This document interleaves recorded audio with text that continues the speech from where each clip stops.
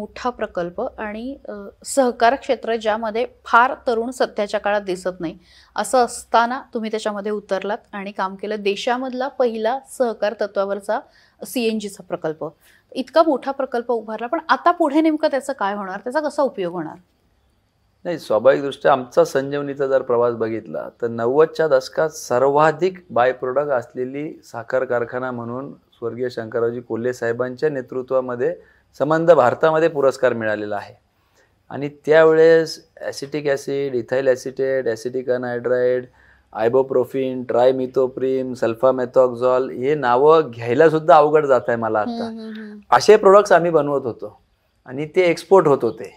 आज जे आत्मनिर्भर भारत, स्वदेशीचा नारा पंतप्रधानांनी दिला आहे, त्याच अनुषंगाने त्यावेळेस जात होते.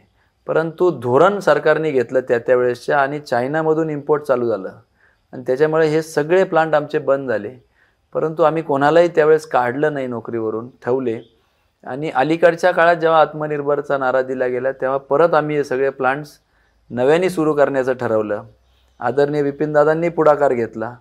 साहेबही त्यावेळेस होते आत्मनिर्भर. आम्ही R&D लॅब्स 2 उघडल्या आणि देशातील पहिला ज्यूस टू इथेनॉलचा प्रयोग आमच्या इकडे झालेला होता, तो यशस्वी केलेला होता.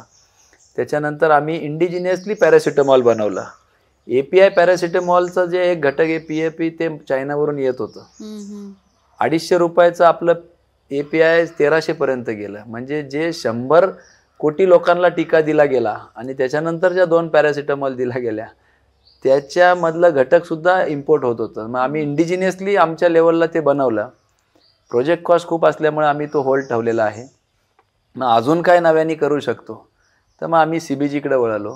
CNGचं ग्लोबल बायोफ्युएल अलायन्स G20ची चेअर जेव्हा आपल्या इंडियाला मिळाली त्यावेळेस मोदीजींनी अनाऊन्स केलं. मग सोलार, विंड एनर्जी ह्या सगळ्या बायोफ्युएल्समध्ये काम व्हायला लागलं आणि त्या अनुषंगानेच हा CBG आहे की आपण आयात करतो पेट्रोलियम, क्रूड, LPG मोठ्या प्रमाणात, हजारो कोटी त्याच्यात जातात. मग आम्ही याच्यातून CNG करायचं ठरवलं आणि NCDCकडून देवेंद्रजींच्या सहकार्याने, अमित भाईंच्या सहकार्याने आम्हाला त्याच्यासाठी कर्ज मिळालं.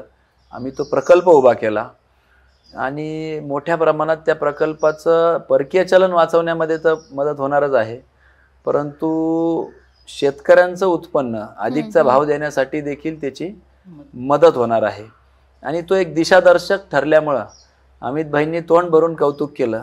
अगदी त्यांच्या मंत्रालयातल्या वरिष्ठ अधिकाऱ्यांनी मला त्याचं सगळं तयार करून प्रेझेंटेशन पाठवायला लावलेलं आहे आणि त्याचं धोरण आता ते राज्यभर, देशभर राबवणार आहे.